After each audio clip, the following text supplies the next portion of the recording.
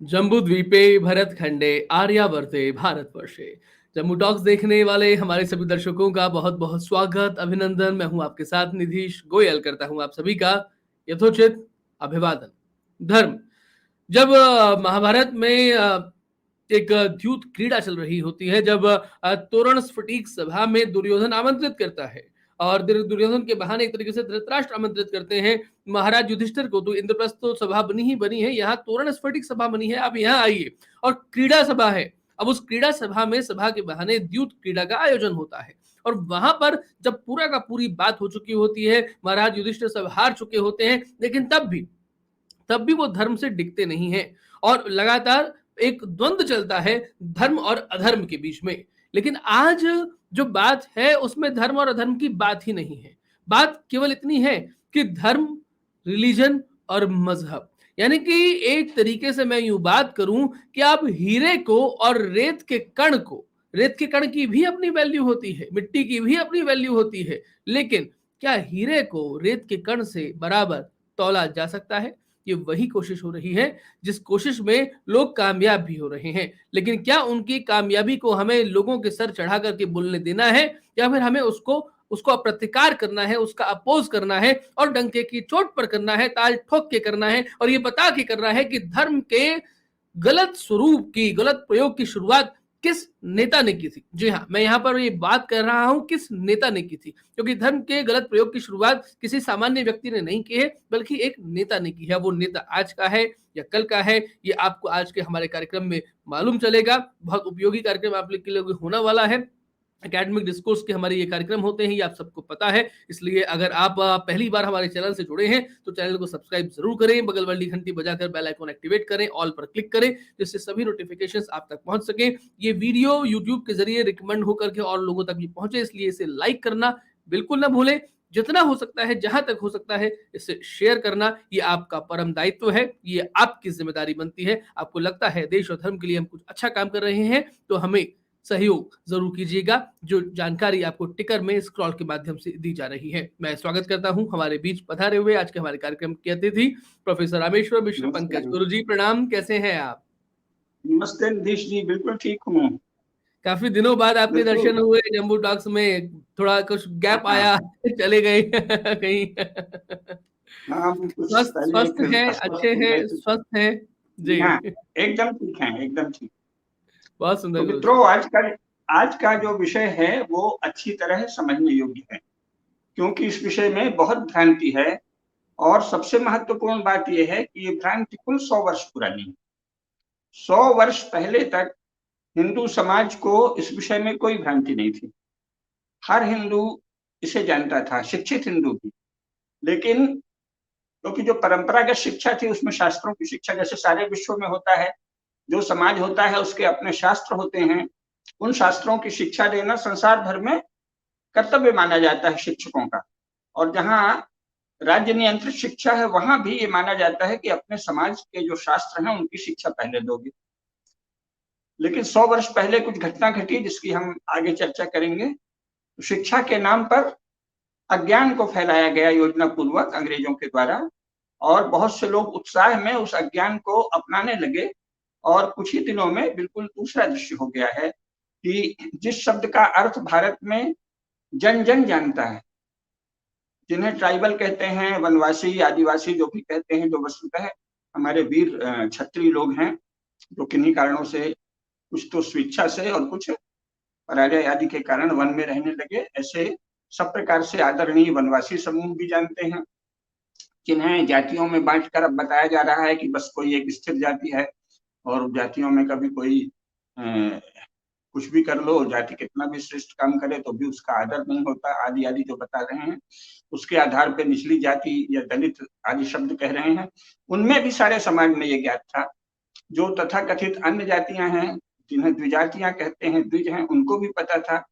अति शिक्षित को पता था, तथाकथित अशिक्षित को पता था। वैसे अशिक्षित तो भारत में कभी कोई नहीं था, वो हम बाद में आएंगे उस पर शुरू में केवल एक उदाहरण काफी है। शिक्षा का अर्थ है वृद्ध संवाद। भारत में योग शास्त्र में शिक्षा का स्पष्ट अर्थ दिया है। शिक्षा का अर्थ है वृद्ध संवाद, अर्थात अपने समाज के सयानों को जो कुछ ज्ञान प्राप्त है उससे बातचीत, वो बातचीत कई प्रकार से हो सकती है। घर में हो सकती है, बाहर हो सकती है, पाठशाला में हो सकती है, गौशाला में हो सकती है, मल्लशाला में हो सकती है, घर के आंगन में हो सकती है, माता पिता से हो सकती है, परिजनों से हो सकती है, अन्य गुरुजनों से हो सकती है। वो सब शिक्षा है। सयानों से संवाद करना, बातचीत करना, वो बातचीत ज्यादातर तो मौखिक ही होती है। इसलिए ज्ञान का शिक्षित होने का मूल आधार क्या है? वृद्ध संवाद। तो भारत में जब तक कुल परंपरा चली, लोग अपने सयानों से मीठा मीठा बात करते थे, तो हर वो व्यक्ति जो अपने माता पिता से, दादी से, दादा से, बाबा से, दाई से, नाना से, नानी से, मामा से, मामी से, मौसा से, मौसी से, गांव वालों से, पंडित जी से, चरवाहे से, सबसे बातचीत करता है, वो शिक्षित। वृद्ध संवाद ही शिक्षा है। इसलिए भारत में कोई भी व्यक्ति अशिक्षित नहीं है। लेकिन जब शिक्षा ये बता दिया गया कि सरकार का एक ठप्पा लगेगा, सरकार की कोई संस्था होगी शिक्षा विभाग नाम की, जिसमें अशिक्षित लोग उस शिक्षा विभाग का संचालन करेंगे, जिन्होंने कानून और व्यवस्था के बारे में कोई ट्रेनिंग ली है, ज्ञान के विषय में कोई ट्रेनिंग नहीं ली है, वो शिक्षा के अधिकारी बनेंगे। डायरेक्टर, डिप्टी डायरेक्टर, फिर और बड़े डायरेक्टर, फिर संपूर्ण शिक्षा के सचिव, फिर केंद्रीय शिक्षा के सचिव। पढ़ा सीखा क्या है? कानून और व्यवस्था। और है क्या? शिक्षा सचिव सारे देश की शिक्षा तय करेंगे। विश्वविद्यालय अनुदान आयोग में कौन नियुक्त हो, कुलपति कौन बने, ये सब कौन तय करेगा? शिक्षा सचिव। और उसकी सलाह से मंत्री जी, जो कभी भी पेट्रोलियम मंत्री हो सकते हैं, कपड़ा मंत्री हो सकते हैं, शिक्षा मंत्री हो सकते हैं। यानी जो कब कौन से मंत्री बन जाए इसका ठिकाना ही नहीं है। ऐसे शिक्षा के विषय में अज्ञान से भरे या अनपढ़ लोग शिक्षा मंत्री होंगे, और प्रशासन और कानून व्यवस्था का ज्ञान रखने वाले लेकिन ज्ञान के विषय में, भारतीय ज्ञान परंपरा के विषय में अनपढ़ लोग शिक्षा सचिव होंगे। फिर उसके नीचे के अधिकारी होंगे, और वो शिक्षा विभाग बताएगा कि कौन सी शिक्षा देनी है और उसमें किस तरह परीक्षा लेनी है, और परीक्षा में कितने अंक में आप पास मानने जाओगे और शिक्षित कहलाओगे। तो ये शिक्षा की बिल्कुल नई व्यवस्था है। परंपरागत ढंग से ये अज्ञान को फैलाने की व्यवस्था है। तो इसमें तो कहते हैं वो जिसके पास डिग्री है, सर्टिफिकेट है, वो शिक्षित है। लेकिन परंपरागत ज्ञान में सभी लोग शिक्षित हैं। हर वो व्यक्ति जो अपने गुरुजनों से बात करता है, घर में माता पिता, दादा दादी, ताऊ, परिजनों से, मोहल्ले से, सयाने लोगों से, बड़े लोगों से बात करता है, संवाद करता है, ऐसा हर व्यक्ति शिक्षित है। इसलिए वृद्ध संवाद ही शिक्षा है। तो भारत के हर व्यक्ति शिक्षित हैं, होते थे, और हर व्यक्ति को इसीलिए पता होता था कि धर्म का क्या अर्थ है। लेकिन अब वो बदल दिया गया, तो इसलिए ये आज इस चर्चा की आवश्यकता हो गई है। नहीं तो इस चर्चा की आवश्यकता ही नहीं। सभी जानते हैं धर्म क्या है। कहते हैं भाई तुम्हारा धर्म क्या है। यहाँ तक कि चोर से भी कहेंगे तो तेरा धर्म चोरी है, लेकिन चोरी की कोई मर्यादा होगी, है ना। डाकू लोग, डकैत, जब जो परंपरागत भारत में कुछ डाकू हुए किसी कारण ब्रिटिश काल में, चंबल घाटी आदि में, तो उनका भी एक धर्म था। डकैती तो डालेंगे लेकिन कहाँ डालेंगे, और बहनों के साथ, माताओं के साथ कोई अभद्र व्यवहार नहीं करेंगे, उनके गहने नहीं उतरवाएंगे। डाकुओं के तो बहुत बड़ा धर्म था, और गरीबों को वो देते थे, उनकी शादी ब्याह कर देते थे, बेटी की धन भी देते थे। तो डाकू का भी एक धर्म है, चोर का भी एक धर्म है। राजा का धर्म तो है ही है, किसान का धर्म है, मजदूर का धर्म है। कोई मजदूर ठीक से मजदूरी नहीं करे, काम चोरी करे, तो कहेंगे तेरा धर्म यही है क्या? है वो मजदूर, उससे कहेंगे यही तेरा धर्म है। तो धर्म का अर्थ तो भारत में हर व्यक्ति जानता था कि जिसका जो मूल गुण है, अथवा जो उसका श्रेयस्कर माना जाता है समाज भर में, संपूर्ण मनुष्यों के लिए, वो मनुष्य का धर्म है। और उसके बाद फिर उसके पेशे से जुड़ा जो काम है उसको अच्छा निष्ठा से करना, कुशलता से करना, कौशल से करना, दक्षता से करना, वो उसका अलग धर्म है। इसी तरह वस्तुओं का पता था। अग्नि का धर्म क्या है? दाहकता। जल का धर्म क्या है? स्नेहन। सब कुछ तो पता था। तो हवा का धर्म क्या है? बहना। फूलों का धर्म क्या है? सुगंध और सौंदर्य, खुशबू। तो धर्म का अर्थ तो सबको पता था। भारत में हर आदमी जानता था, रोज प्रयोग में होता था, उसका ये धर्म है, उसका ये धर्म है। लेकिन ये तो भूल गए, तो इसलिए अब ये चर्चा करनी पड़ेगी। चर्चा करने से जो तथाकथित शिक्षित लोग हैं, जो ज्ञान परंपरा की दृष्टि से अनपढ़ और मूर्ख लोग हैं, लेकिन बड़े बड़े अधिकारी हैं अथवा अध्यापक भी हो गए हैं और प्राध्यापक भी हो गए हैं, संपादक जी भी हैं, मीडिया में भी हैं, ऐसे सब लोगों को भी अगर उनमें किसी में सीखने की इच्छा हुई, विनम्रता हुई, थोड़ा विनय हुआ, ज्ञान की जिज्ञासा हुई, तो उनको भी पता चलेगा कि धर्म क्या है। तो इसलिए आज धर्म की चर्चा आवश्यक है। ये धर्म की चर्चा इसलिए भी आवश्यक है कि जो धर्म है ही नहीं, जो धर्म से नितांत विपरीत है, उसको भी धर्म कह देते हैं। उस पर अभी अपन चर्चा करेंगे थोड़ी देर में। तो धर्म क्या है? सबसे पहले तो हमारे जो शास्त्र हैं, सबसे पहले तो ये जान लें कि धर्म शब्द वेदों में भी है, और वहां उतने विस्तार में नहीं जाएंगे, नहीं तो पूरा समय इसी में लग जाएगा। लेकिन धर्म शब्द वेदों में है, और वहां भी उसका वही अर्थ है जो धारण करता है किसी वस्तु को। जिस वस्तु को जो धारण करती है, जो उसकी मुख्य गुण और वृत्तियां हैं, वो उसका धर्म है, धर्म से बना है। तो संपूर्ण सृष्टि का एक धर्म है, ब्रह्मांड के धर्म है। तो ब्रह्मांड का धर्म क्या कहा गया है? सत्य, ऋत, यज्ञ और धर्म। यानी ये संपूर्ण ब्रह्मांड नियमों से चलता है, यही उसका धर्म है, और सत्य से टिका है, ये उसका धर्म है। ऋत यानी कॉस्मिक ऑर्डर, जो ब्रह्मांडी व्यवस्था है, जो अब व्यवस्था नहीं होने देती, वो धर्म है। और जो सृष्टि का चक्र है, एवं प्रवर्तितम चक्रम नानुवर्तयति, यह गीता में भगवान ने कहा है, वो भी धर्म है। तो सत्य, ऋत, यज्ञ और धर्म, ये चार मूल धर्म है। फिर अथर्ववेद में क्या कहता है? सत्यम, बृहद, ऋतम, उग्रम, है ना। तो वहां भी बताया है कि बृहद सत्य धर्म, विराट सत्य। एक सत्य होता है कि बस आप इतने छोटे से टुकड़े को जानते हो, वो नहीं, पूरे सत्य को जानो। उपनिषद दूसरे शब्दों में क्या कहते हैं? यो वै भूमा तत्सुखम, जो विराट है, भव्य है, भूमा है, उसी में आनंद। लघु को जानने में आप अपने हिस्से का जरा सा जानते हो, लेकिन किन चीजों से आपका वो काम बना है, पेशा बना है, आपकी पढ़ाई बनी है, वो नहीं जानते, तो क्षुद्र है, लघु है, उससे उतना आनंद नहीं मिलेगा। तो विराट को जानो। सत्यम, बृहद, ऋतम, उग्रम। ऋत जो है वो ब्रह्मांड का अनुशासन करने वाले नियम को ऋत कहते हैं। तो वो उग्र रहता है, सदा तेजस्वी। ऋत का अर्थ है कि प्रकृति कभी भी सहन नहीं करती अन्याय को। हम सभी जान रहे हैं पर्यावरण संकट इस समय संपूर्ण विश्व में है, तो ये क्या है? उग्र ऋत का प्रकोप है, उग्र ऋत का परिणाम है। उग्र ऋत आपको कंट्रोल कर रहा है। अच्छा, तुमने ये गड़बड़ की तो ये सजा पाओ। सत्यम, बृहद, ऋतम, उग्रम, है ना। और ये अथर्ववेद में है, ब्रह्मचर्य, दीक्षा आदि वो बाद में आते हैं। लेकिन प्रथम धर्म क्या है? इसी को वेदों में क्या कहा है? सनक धर्म या सनातन धर्म, है ना। तो प्रथमा धर्म, संता धर्म। तो सत्य, ऋत, यज्ञ और धर्म, ये प्रथम धर्म है। उसको वेद में क्या कहा है? यज्ञेन यज्ञमयजन्त देवाः तानि धर्माणि प्रथमान्यासन् तेह नाकम महिमानः सचन्त यत्र पूर्वे साध्याः सन्ति देवाः। देवताओं ने यज्ञेन यज्ञमयजन्त, यज्ञ से यजन किया, तो उससे क्या पता, जो उत्पन्न हुए वही प्रथम धर्म है। तो वो प्रथम धर्म है सत्य, ऋत, यज्ञ और धर्म। ये तो व्यापक हुआ।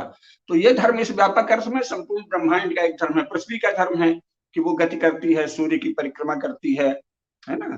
365 दिन और 1/4 में ऐसी पूरी परिक्रमा करती है। फिर अपनी धुरी पर भी घूमती है। चंद्रमा का एक धर्म है कि वो पृथ्वी की भी परिक्रमा करता है और सूर्य की भी परिक्रमा करता है। तो इस तरह है, बहुत से धर्म है ना।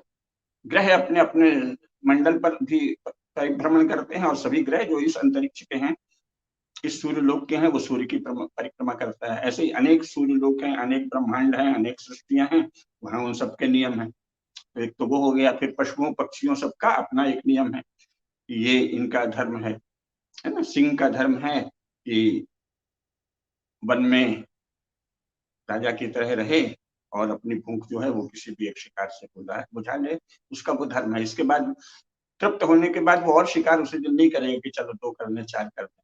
गाय का धर्म है दूध देना, मातृवत, वात्सल्यवत। और अगर बच्चे पर संकट आए तो गाय शेर से भी लड़ जाती है, ये भी उसका धर्म है। पशुओं का धर्म, पक्षियों का धर्म, वनस्पतियों का धर्म, किस औषधि का क्या धर्म है, उसी के आधार पर वैद्य लोग हमें दवा देते हैं। इस वनस्पति का, इस औषधि का ये गुण धर्म है ना। तो धर्म का ये व्यापक अर्थ सब लोग जानते हैं। इसी व्यापक धर्म के अर्थ में मानव धर्म कि मनुष्य का क्या धर्म। ये हमारे शास्त्रों में विवेचना है और ये अनादिकाल से परंपरा से ज्ञान चला आया है। तो इसको भी भांति भांति कैसे कहा है। तो सभी मनुष्यों के द्वारा पालन किए जाने योग्य जो धर्म है उनको कहते हैं मानव धर्म, जिसे अंग्रेजों ने मनुस्मृति कह के प्रचारित ज्यादा किया, जो आजकल चल रहा है। उस ग्रंथ का मूल नाम क्या था? मानव धर्म शास्त्र। मनुस्मृति का मूल नाम है मानव धर्म शास्त्र, जिसमें मानव धर्म का प्रतिपादन होता है। महाराज मनु ने मानव धर्म का प्रतिपादन किया, क्योंकि मनु से जो उत्पन्न हुए वही मानव है, तो मनु आदि पुरुष हैं। तो मनु ने समस्त मानवों के लिए मानव धर्म का प्रतिपादन किया। ये साफ कहा है। तो वो मनुष्य मात्र के लिए धर्म, ऐसा नहीं है कि तुम फलाने हो, तुम शैव हो, तुम शाक्त हो, या तुम अपने को कुछ मुसलमान कहते हो, ईसाई कहते हो, बौद्ध कहते हो, जैन कहते हो, तुम इसका पालन नहीं करोगे। मानव धर्म सबके द्वारा पालनीय है, और जो राजा है, जो शासक है, जो शासन कर रहा है, उसका प्रथम कर्तव्य है कि सबके द्वारा मानव धर्म का पालन कराए। बाकी फिर विशेष धर्म अपने चलेंगे, उसकी अलग व्याख्या है। जब हम जातियों की चर्चा करेंगे, पेशों की, श्रेणियों की, संघों की किसी दिन, तो उसमें बताएंगे कि सबके क्या क्या धर्म थे।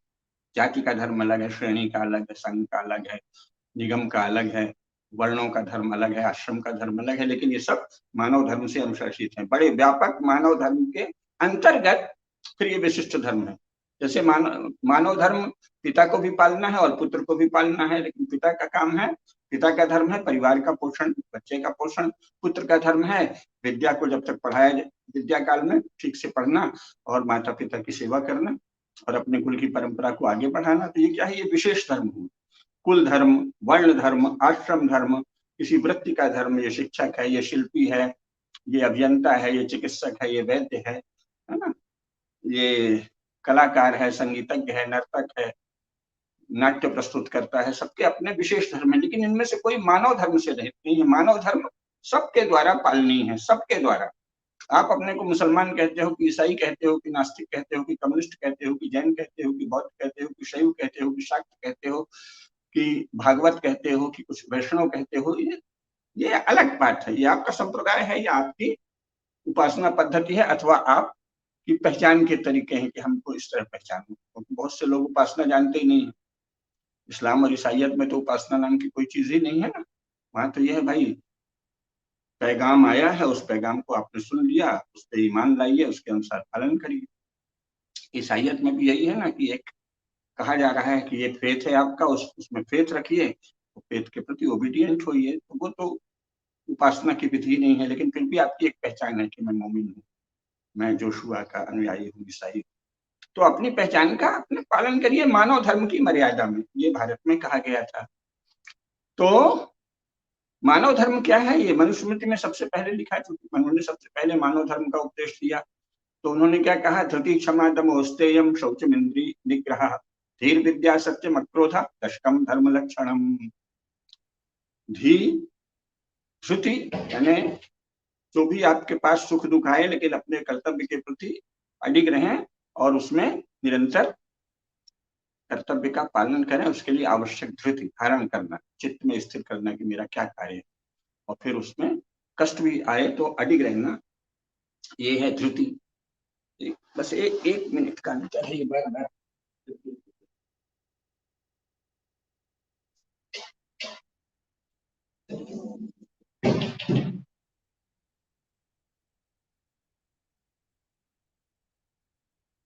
धृति और क्षमा, क्योंकि क्षमा के बिना तो ये जीवन चलता ही नहीं है। ये पृथ्वी का मुख्य गुण क्षमा कहा है ना, क्षमा से ही पृथ्वी धारण कर रही। नहीं तो हम लोग तो इस पृथ्वी पे चलते हैं, नाचते हैं, खेलते हैं, कूदते हैं, गड्ढा करते हैं, खनन करते हैं, मनमानी करते हैं, तो पृथ्वी हमको क्यों काम करने देती? क्षमा। इसलिए जो पृथ्वी में उत्पन्न हुआ है, जो पृथ्वी में मानवधारी है, उसमें धृति यानी धारण करे कि उसका कर्तव्य क्या है, उसके नियम क्या है, उसका क्षेत्र क्या है, उसमें कैसे सुंदर ढंग से काम करे, इसको धारण करे और क्षमा करे। रोज ही कुछ ना कुछ त्रुटि आपके आसपास होगी। जब तक वो अधर्म नहीं है, पाप नहीं है, साधारण चूक है, कार्य में थोड़ा दोष आ गया, थोड़ी कमी रह गई, तो क्षमा भाव और दमन, अपनी इंद्रियों का दमन, क्योंकि इंद्रियां तो अनंत है ना, इंद्रियों के अपने अधिष्ठात्र देवता हैं। वो अपना अहंकार दिखाते हैं। किसी की नाक तेज है तो उसको लगता है वो सुंदर सुंदर चीज सूंघने को मिले, किसी का कंठ मधुर है तो उसको लगता है कि बस मैं गाना गाऊं और कुछ नहीं करूं, किसी की वस्तुओं को, दृश्यों को, मनुष्यों को देखने में रस है तो वो सुंदर सुंदर दृश्य ही देखता है, उनके प्रति मुग्ध होता है। जीभ का रस बढ़ा हुआ है तो हमको तो बढ़िया बढ़िया स्वादिष्ट भोजन चाहिए, है ना। और कानों में हमको कोई, किसी को गीत ही पसंद है, सिनेमा के गाने, किसी को शास्त्रीय संगीत, किसी को वैदिक मंत्र, किसी को गीता उपनिषद। तो ये सब अपने अपने विषय हैं, अपनी अपनी आकांक्षाएं हैं, वासनाएं हैं। तो इंद्रियों का प्रचंड आकर्षण रहता है। तो इंद्रियों के आकर्षण में आकर आप अपने मूल धर्म को, कि हम मनुष्य हैं और हमारा ये कार्य है, उसको नहीं भूल जाएं। उत्तम। धृति, क्षमा, दमा और अस्तेय,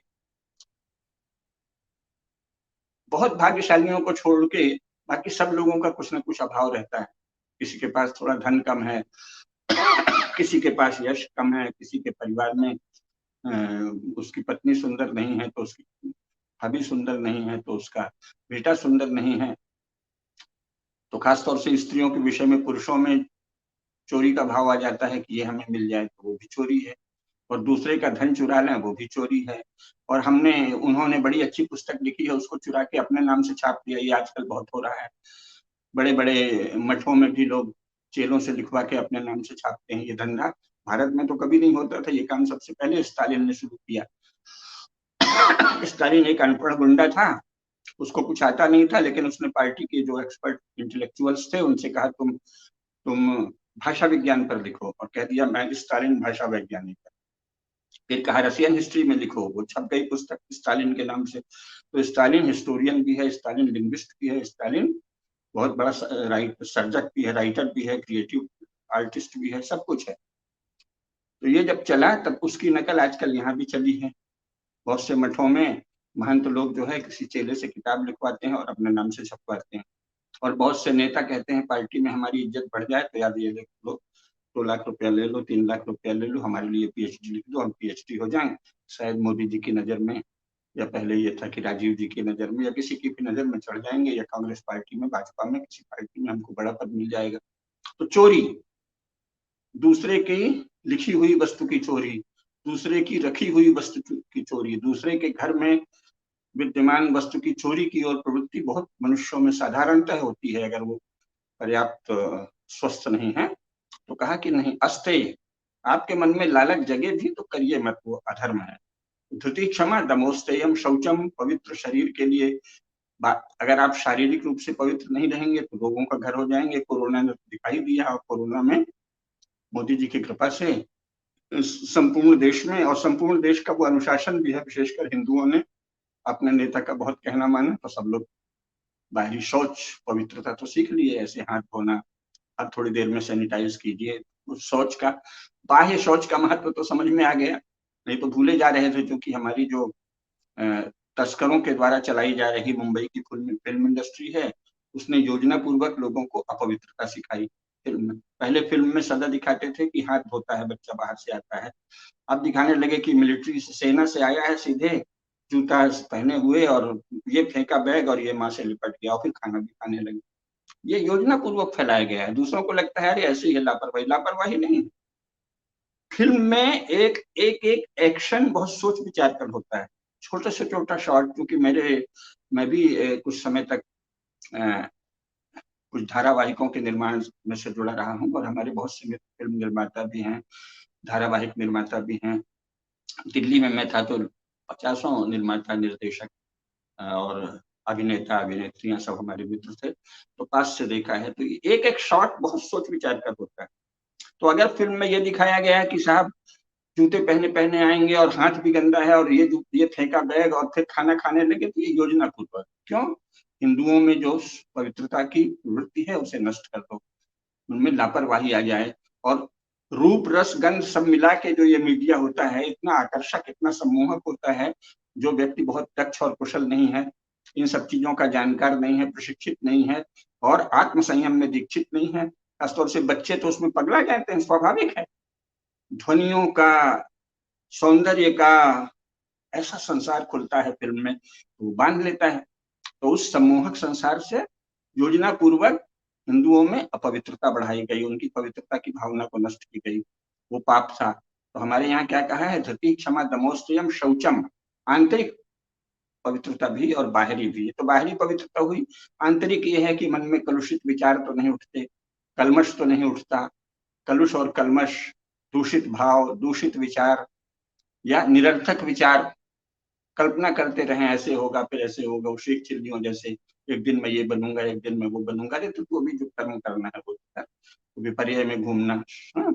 शब्द ज्ञानानुपाति वस्तु शून्यो विकल्प, अथवा विपर्यो मिथ्या ज्ञानम अतद्रूप प्रतिष्ठितम, ऐसे मिथ्या विचार में घूमना।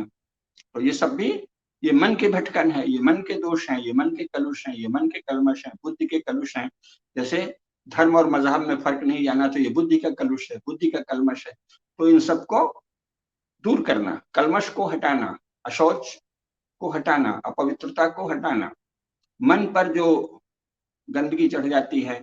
आजकल तो शिक्षा के नाम पर मुख्य काम हो गया है, खासतौर से ह्यूमैनिटीज में जो समाज शास्त्र, राजनीति शास्त्र और साहित्य शास्त्र आदि हैं, वो तो केवल गंदगी चढ़ाते हैं। झूठ फैला के कम्युनिस्टों ने ऐसा कब्जा किया कांग्रेस राज में कि गंदगी फैलाना, स्कूल और कॉलेज में शिक्षा के नाम पर गंदगी फैलाना, मन को गंदा बनाते हैं, बुद्धि को गंदा बनाते हैं। तो उसको पवित्र करो। धृति क्षमा दमोस्तेयम शौचम इंद्रिय निग्रह, इंद्रियों का संयम करिए। और धीर, धी का अर्थ होता है बुद्धि, लेकिन वस्तुतः धी के दो अर्थ हैं वैदिक समय से, बुद्धि भी और बुद्धि संपन्न क्रिया। धी की वृद्धि करो, विद्या की वृद्धि करो, सत्य का पालन करो अधिकतम जितना संभव हो, और अक्रोध। वीरता अलग बात है, कोई दुष्ट है, आत्ताई है, उसका वध कर दीजिए, वो भी बिना किसी क्रोध। भगवान श्री राम ने जब जयंत की आंख फोड़ी, तो वो तो शरणागत था ना, उसमें क्रोध की तो कोई बात नहीं थी, शरण में आ गया था। लेकिन याद किया कि ये स्मरण किया कि इसने तो ऐसा पाप किया था। सीता चरण चोंच हति भागा। तो कीन मोह बस द्रोह यद्यपि तही कर बद उचित, प्रभु छाड़े करी छोप को कृपालु रघुवीर सम। तो सोचा कि अच्छा चलो दया करो, इसका वध करना था, लेकिन अब वध नहीं करते, एक आंख फोड़ देते हैं। लेकिन इतना याद रखना है ना, तो अक्रोध का अर्थ अनौचित्य को दंडित नहीं करना, ये अक्रोध नहीं है। जो गलती हुई है उसकी सजा नहीं देना। बच्चे में पहले किसी के बच्चे में चोरी की आदत लगी तो अरे नहीं नहीं बस कोई बात नहीं, अक्रोध, अक्रोध का ये अर्थ नहीं। उसको समझाइए, आवश्यक पड़े तो थोड़ा दंड भी दीजिए, वो सब अक्रोध का अर्थ है कि आपका चित्त एकदम क्षुब्ध होकर कर्तव्य से विमुख न हो। धीर विद्या सत्यम अक्रोधम दशकम धर्म लक्षणम, ये धर्म लक्षण कहा है। फिर अन्य शास्त्रों में भी वही कहा है जो मनु ने कहा है। महाभारत ने दूसरा तरह से कहा है ना, गौतम धर्म सूत्र में भी वही कहा है, वशिष्ठ धर्म सूत्र में भी वही कहा है। वशिष्ठ धर्म सूत्र क्या कहता है, सत्य, अहिंसा, दान, अक्रोध और प्रजनन, यानी अपनी संतान पैदा करना, ये सभी धर्मों का सार है, सामान्य धर्म है, सार्ववर्णिक धर्म है, सभी वर्णों के धर्म। गौतम सूत्र में भी यही कहा है। महाभारत का शांति पर्व है, शांति पर्व के अंतर्गत राजधर्मानुशासन पर्व है, शांति पर्व के अंतर्गत राजधर्मानुशासन पर्व है। उसमें 60वें अध्याय में 7वां और 8वां श्लोक है। अक्रोधः सत्यवचनम संविभागः क्षमा तथा प्रजनः स्वेषु दारेषु शौचमत्रो एव च आर्जवम भृत्यभरणम नवैते सार्वर्णिकाः, कहा है कि सभी वर्ण,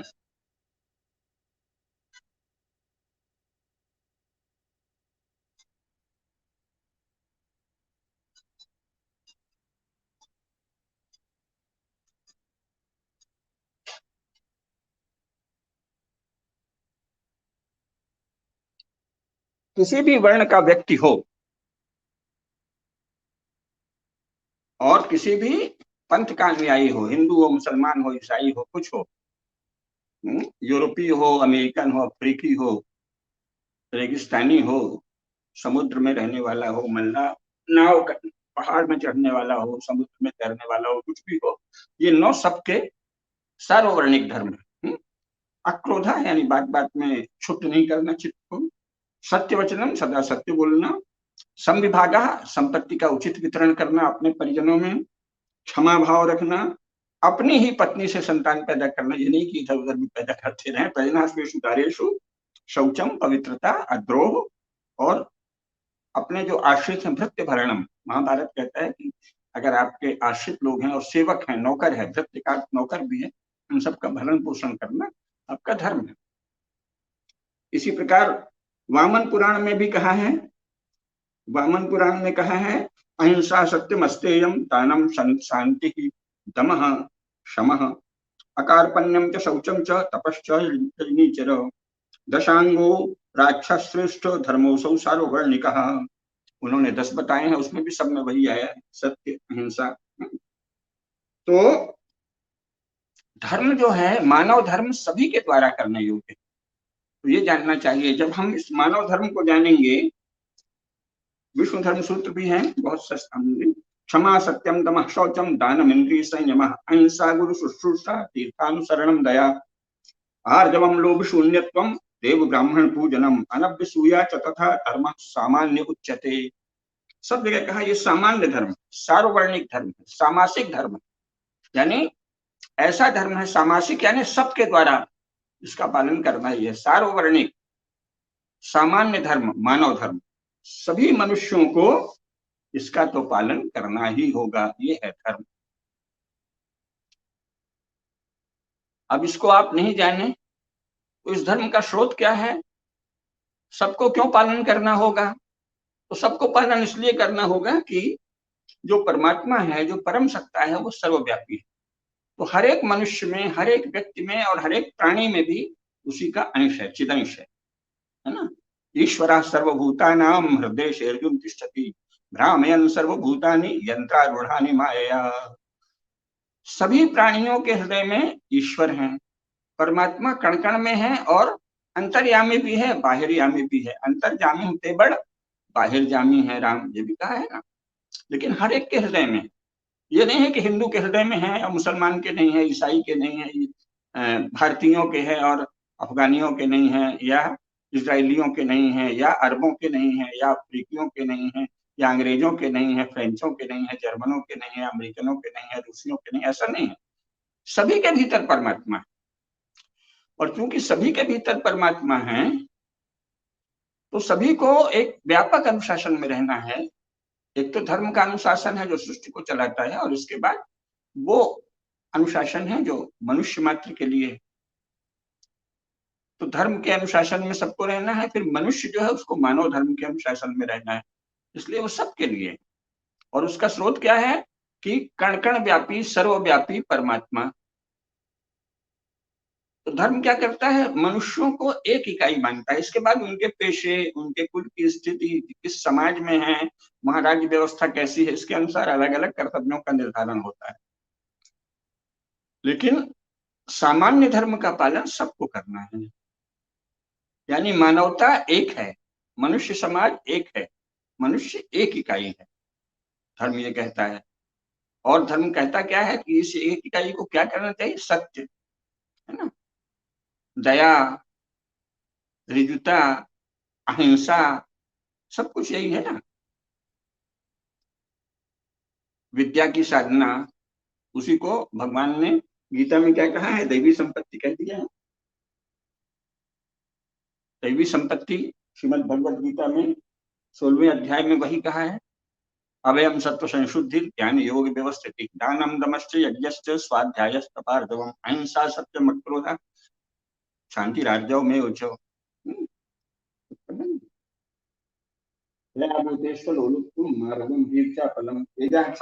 शौचम अद्रोहो नातिमानिता भवन्ति संपदम दैवीम अभिजातस्य भारत।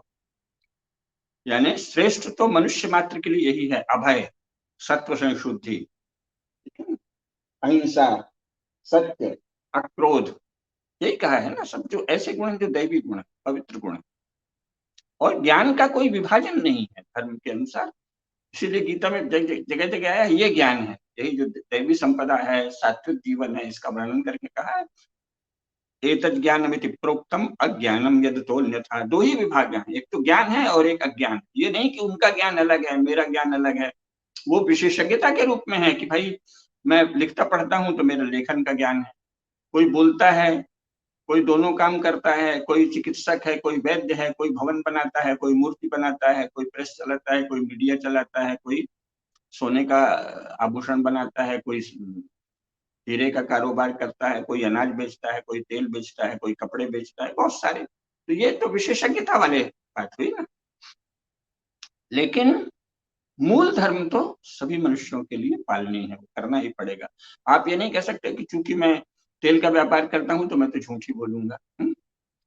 तेल बड़ा पिघल, भाई तेल तो बहता है, तेल तो कोई ठोस चीज नहीं है, इसलिए मेरा स्वभाव भी ऐसे ही है, मैं चाहे जहां बह जाऊंगा, कभी ये बोल दूंगा, कभी बोल, ये किसी को अधिकार नहीं। या कोई कहे कि मैं सोने का व्यापारी हूँ या हीरे का व्यापारी हूँ, तो मेरी तो बड़ी ऊंची स्थिति है, मैं चाहूँ तो मैं झूठ बोल दूं। झूठ नहीं बोलेंगे तो फिर हम हीरे के व्यापारी कैसे? ऐसा नहीं, सबको करना पड़ेगा। तो मानव धर्म सभी के द्वारा पालनीय है, वही धर्म है जो मनुष्य मात्र के द्वारा पालनीय है। शेष आपके विशेष धर्म है, स्वधर्म है ना? वृत्ति का, पेशा का, कार्य का, वर्ण का, आश्रम का अलग अलग धर्म है, वो विशेष धर्म है। कहा ना, सामान्य धर्म है। सामान्य धर्म का पालन सबको करना है, विशेष धर्म का अपनी अपनी विशेषता के अनुरूप करना है, इसीलिए उसको विशेष धर्म कहा। विद्यार्थी का विशेष धर्म विद्या का अर्जन, गुरु का विशेष धर्म विद्या दान करना।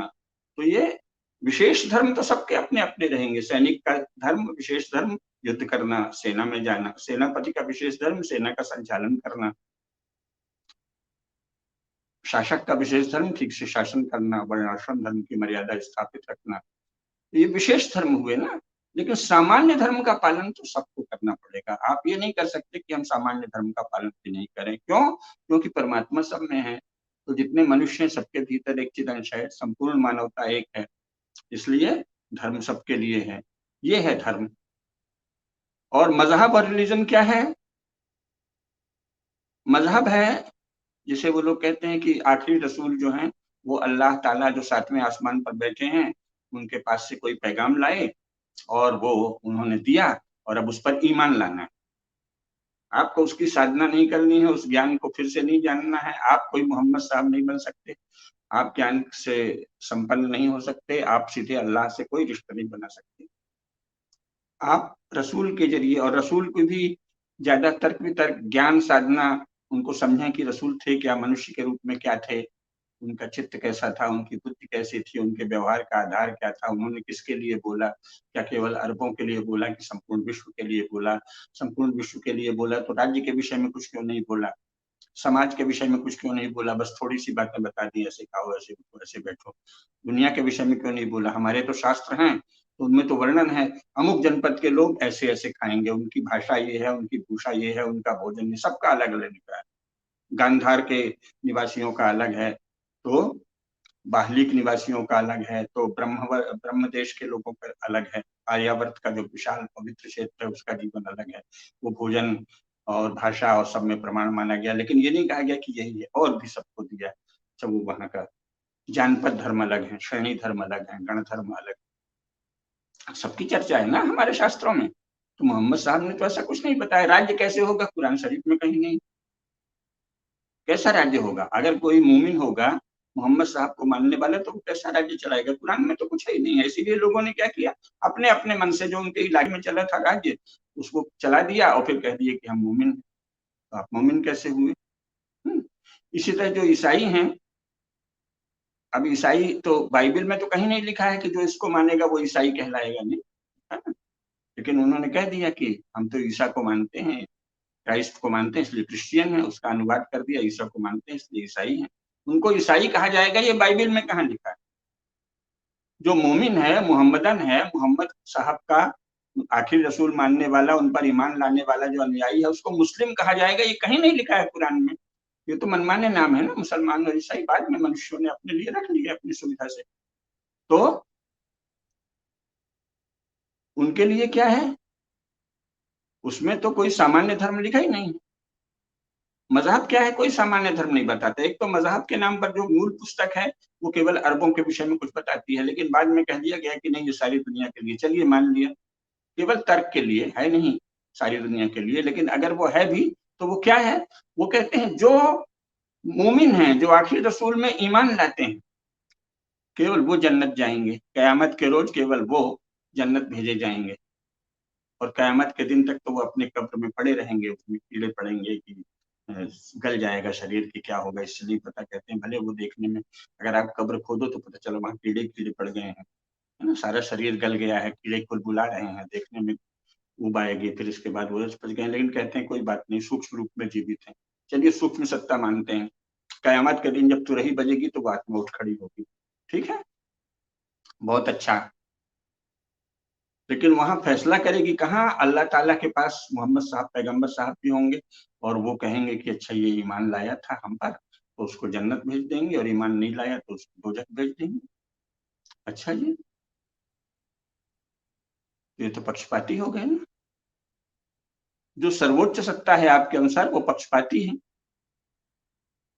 इसी तरह ईसाई क्या, क्रिश्चियन क्या कहते हैं कि लास्ट डे ऑफ जजमेंट आएगा, उस दिन ट्रम्पेट बजेगा, वही जो मुसलमान और ईसाई दोनों के मूल विश्वास है। तो जब तुरही बजेगी, ट्रम्पेट बजेगा, तो सब सोल्स जो हैं, जब उनको ईसाई चर्चों में, कब्रों में, कब्रिस्तान में गड़े हुए हैं, वो अभी देखने में कुछ नहीं है, लाश गल गई है, मिट्टी बन गई है, उसमें कीड़े पड़ गए हैं, सड़ रहा है, बदबू आ रही है, फिर उसके बाद गल गई है, हजारों साल तक पड़ी है, वहीं वहीं पड़ी रहेगी, न कोई पुनर्जन्म होगा, न कर्मफल होगा, कुछ नहीं होगा।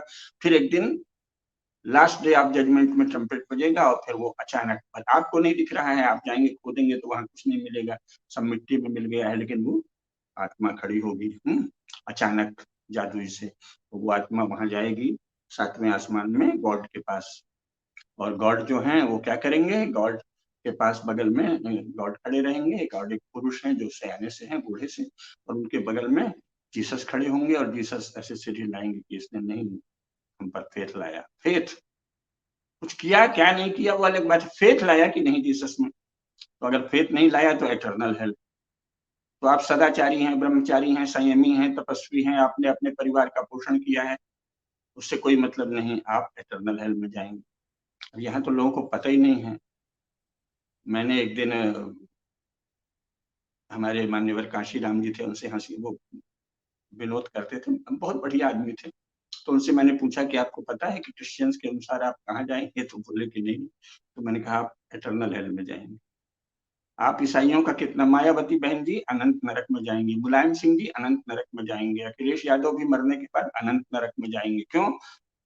इसलिए नहीं कि उन्होंने कोई चोरी की है, बदमाशी की है, भ्रष्टाचार किया है, ये कुछ गिनती में नहीं, क्योंकि ईसाइयों के जितने सेंट हैं उनमें से ज्यादातर हत्यारे और बदमाश और दूसरों को बहलाने फुसलाने वाले, जबरन फुसला के अपने बपतिस्मा देने वाले, यानी गलत लोग रहे, लेकिन वो सब पैराडाइज में जाएंगे। और हमारे जितने नेता हैं जो उनका पक्ष लेते हैं, ईसाइयों का बहुत, कांग्रेस के भी नेता, सपा के भी, बसपा के भी, वो सब उनके अनुसार ईसाइयों का ये मानना है कि वो तो एटर्नल हेल में जाएंगे अगर वो बपतिस्मा नहीं लेते। सोनिया गांधी तो पैराडाइज में जाएंगी, राहुल शायद क्रिश्चियन बन गए हैं तो वो भी पैराडाइज में जाएंगे, लेकिन प्रियंका भी शायद क्रिश्चियन हो गई हैं तो वो पैराडाइज में जाएंगे, लेकिन बाकी लोग तो एटर्नल हेल में जाएंगे। तो मजहब और रिलीजन क्या करते हैं? मजहब और रिलीजन आचरण पर कोई विश्वास नहीं करते, मनुष्य का आचरण कैसा हो ये निरर्थक है, वो फेथ लाया कि नहीं, ईमान लाया कि नहीं, और ईमान जो लाया बस इतने से भेदभाव। तो आप अगर मुसलमानों के अनुसार अगर आप गैर मुसलमान हैं, हिंदू हैं, ईसाई हैं, तो आप दोजख में जाएंगे, और ईसाइयों के अनुसार अगर आप गैर ईसाई हैं, मुसलमान हैं, हिंदू हैं, बौद्ध हैं, जैन हैं, तो आप नरक में जाएंगे, सपाई हैं, बसपाई हैं, कम्युनिस्ट हैं, तो आप नरक में जाएंगे। सीताराम येचुरी और उनके पिताजी भी नरक में जाएंगे, नंबूद्रिपाद और रणदीवे भी नरक में जाएंगे, मायावती और काशीराम भी नरक में जाएंगे, ऐसा ईसाइयों का मानना है, ऐसा ही मुसलमानों का मानना है। जितने भी बड़े बड़े हिंदू नेता हैं भारत में, बड़े उत्साह से ईसाइयों का समर्थन करते हैं। आप पूछ लीजिए किसी ईसाई पादरी से ईमानदारी से कि आप क्या मानते हैं, ये कहाँ जाएंगे? नरक में जाएंगे। जो ईसाई नहीं बना वो नरक में जाएगा। ये है रिलीजन और मजहब। तो मजहब और रिलीजन धर्म का एक तो उल्टा है। धर्म क्या कहता है? सार्ववर्णिक धर्म, सामासिक धर्म, सामान्य धर्म। कौन से? सत्य, अहिंसा, पवित्रता, आंतरिक पवित्रता, बाहरी पवित्रता, दूसरे का सामान के प्रति लोभ दृष्टि नहीं रखना, चोरी नहीं करना, अक्रोध, क्षमा, ये धर्म है। और धन का उचित वितरण। और यहाँ क्या है? यहाँ तो साहब अगर आप मुसलमान मोमिन नहीं है तो आप दोजख में जाएंगे। वो कहते हैं अगर आप बपतिस्मा नहीं लिया, आपने क्रिश्चियन नहीं बने, तो आप एटर्नल हेल में जाएंगे। तो ये तो पक्षपात पूर्ण हुआ ना। अल्लाह और गॉड की जो व्याख्या ये बताते हैं मजहब और रिलीजन, वो तो पक्षपातपूर्ण है। अल्लाह जैसे भेदभाव से भरा हुआ है, वो न्यायशील नहीं है, वो पक्षपाती है। और बाइबल में तो जगह जगह लिखा भी है, और कुरान में भी कई जगह आया है कि अल्लाह का कहर बरतेगा और जलाल जलवा सब जो कहा है। लेकिन बाइबल में ज्यादा खुल के कहा है कि गॉड जो है वो ईर्ष्यालु है, जेलस गॉड है, ईर्ष्यालु है, पक्षपाती है, भेदभाव करता है।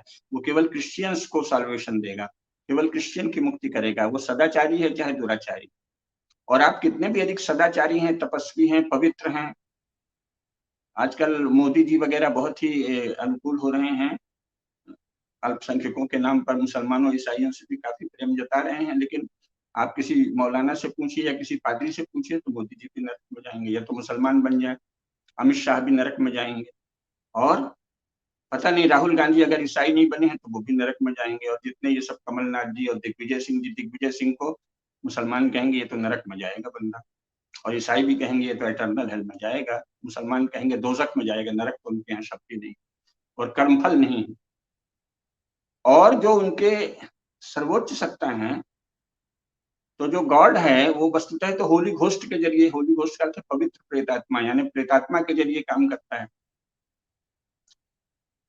और जब से सृष्टि हुई है तब से आज तक उसने एक ही लड़का पैदा किया है, इतना तो वो समर्थ है। कुल बेचारे ने बहुत मेहनत करके गॉड ने एक बेटा पैदा किया है। वो कहते हैं the only begotten son of God, God का एकमात्र इकलौता सगा बेटा है जीसस यीशु मसीह। तो ऐसा गॉड तो बहुत कमजोर है, उसमें तो सामान्य मनुष्यों के बराबर भी बल नहीं है। और वो ईर्ष्यालु है, और वो पक्षपाती है, और वो भेदभावपूर्ण है। वो तो भेदभाव करता है। अगर तुम जीसस में श्रद्धा लाए तो पैराडाइज में जाओगे, जीसस में श्रद्धा नहीं लाए और बहुत सदाचारी हो, जीवन भर सत्य बोला, तपस्या की, दूसरों का कल्याण किया, ईसाइयों का भी कल्याण किया, पादरियों को भी धन दिया, अनुदान दिया, चल जाओ तुम भी चर्च बना लो, अच्छा जाओ तुम अपने ईसाइयत का प्रचार कर लो, तो भी तुम एटर्नल हेल में जाओगे। क्यों? तुम ईसाई नहीं बने थे। आपने ईसाइयों की बड़ी मदद की, बड़ी सेवा की। हमारे जितने राजा हैं 75 साल में, जवाहरलाल नेहरू, इंदिरा गांधी, राजीव गांधी, मनमोहन सिंह, नरसिंह राव, सबने ईसाइयों की बड़ी मदद की, अटल जी ने भी मदद की। लेकिन ईसाइयों से पूछो तो वो क्या कहेंगे? पादरी ये तो एटर्नल हेल में जाएंगे, क्योंकि इन्होंने, राजीव गांधी ने तो शायद ले लिया था बपतिस्मा, तो वो पैराडाइज में जाएंगे अगर लिया हो तो। हालांकि उनका दाह संस्कार तो हिंदू विधि से किया गया है, एक रहस्य। इंदिरा गांधी पारसी थी कि हिंदू थी कुछ पता ही नहीं। लेकिन मुसलमानों से और ईसाइयों से, उनके मुल्लाओं और पादरियों से पूछो तो वो कहेंगे एटर्नल हेल। इसका मतलब आपका जो रिलीजन है, आपका जो मजहब है, वो पक्षपातपूर्ण है, भेदभावपूर्ण है।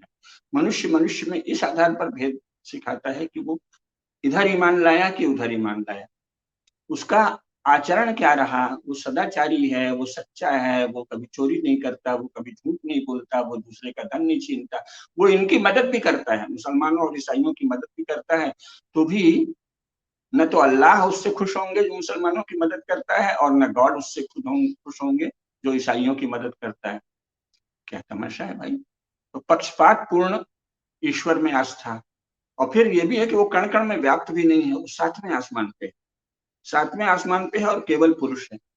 हमारे यहाँ तो जगत जननी भी हैं और जगन्नाथ भी हैं, विश्वनाथ हैं तो माता पार्वती हैं, देवियां हैं, न सतीसा न सतीसा, न सदरूपा न सदरूपा, कुमारी भी हैं और वृद्धा भी हैं, जैसे स्त्री रूप में भी, और स्त्री भी हैं और पुरुष भी हैं। तो परम सत्ता है वो स्त्री भी है, पुरुष भी है, और इनसे परे भी है।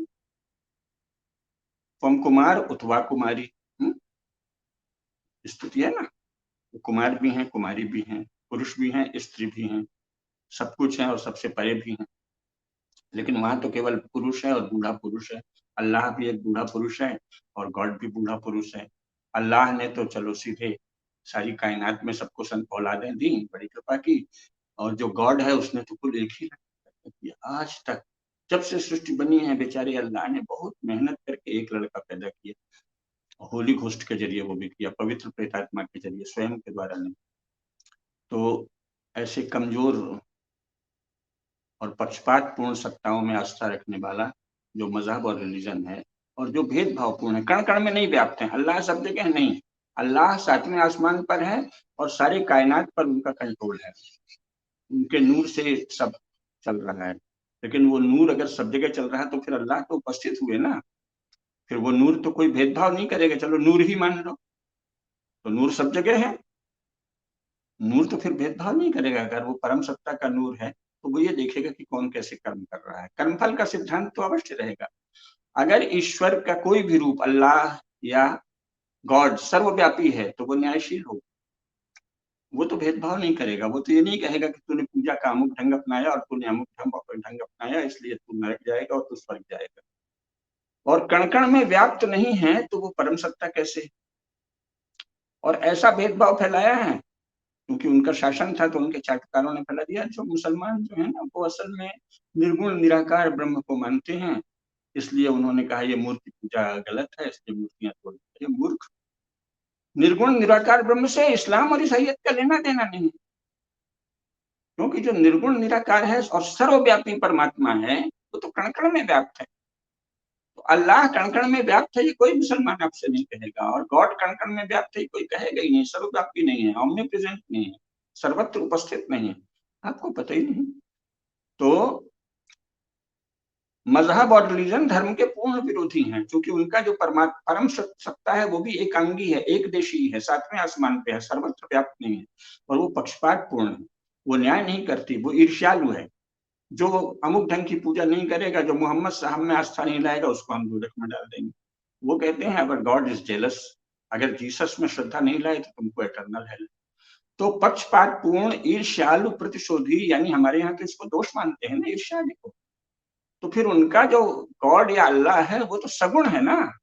अगर उसमें ये सब गुण हैं, ईर्ष्या का गुण है, द्वेष का गुण है, पक्षपात का गुण है, तो सगुण हुए, और ये गुण दोष माने जाते हैं तो सदोष भी हुए।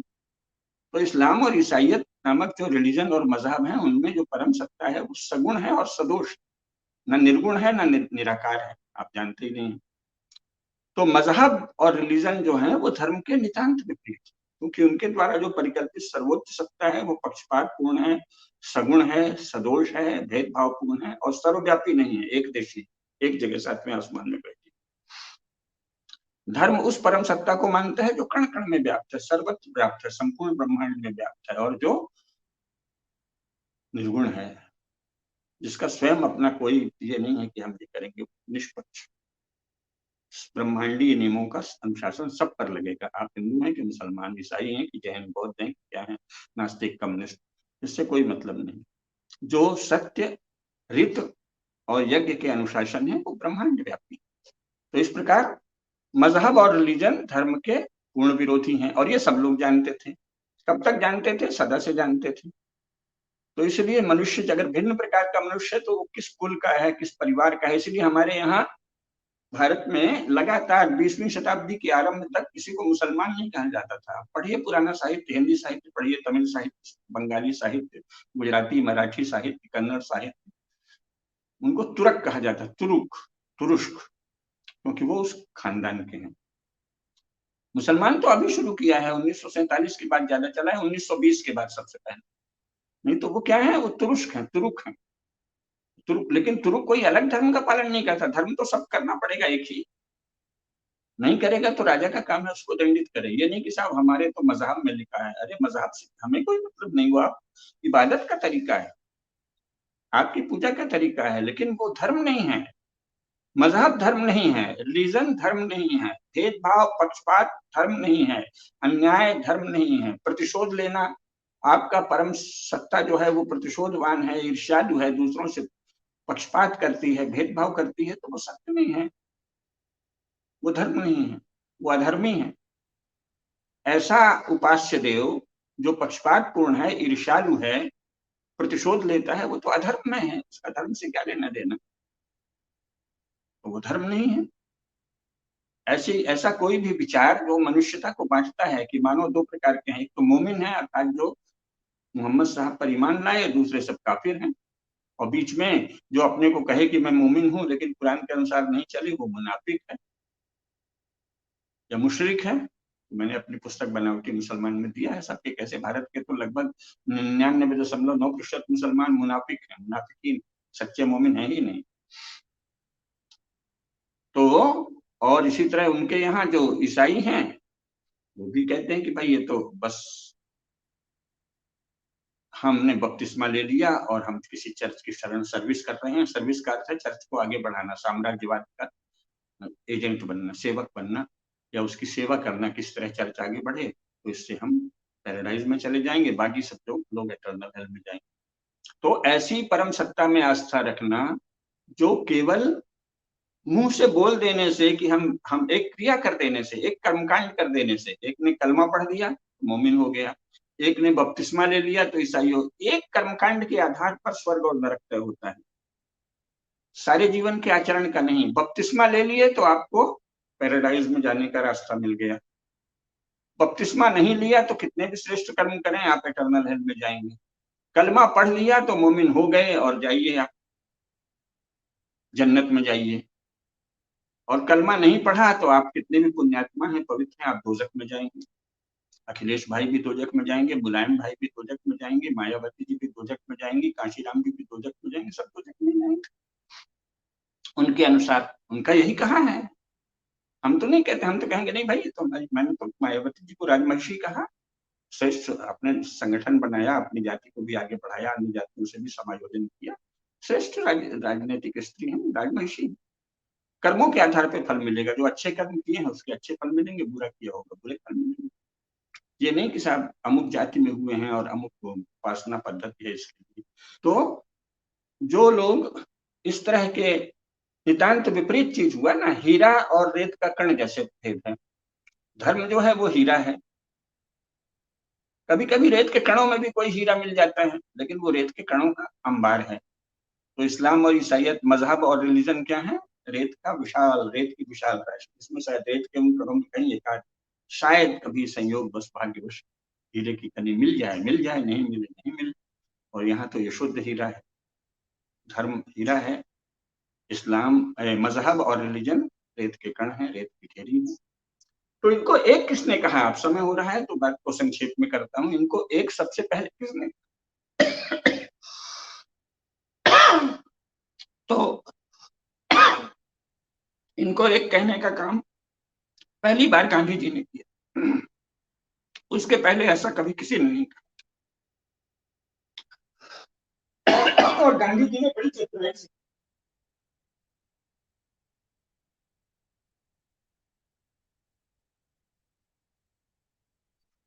लोकमान्य तिलक के समय तक ऐसा कुछ नहीं है। लोकमान्य तिलक ने गीता में विवेचना की, तो कर्म का कर्मयोग रहस्य उसका नाम ही है, तो उसमें ये बताया भाई ऐसे ऐसे कर्म करोगे तो सदगति होगी।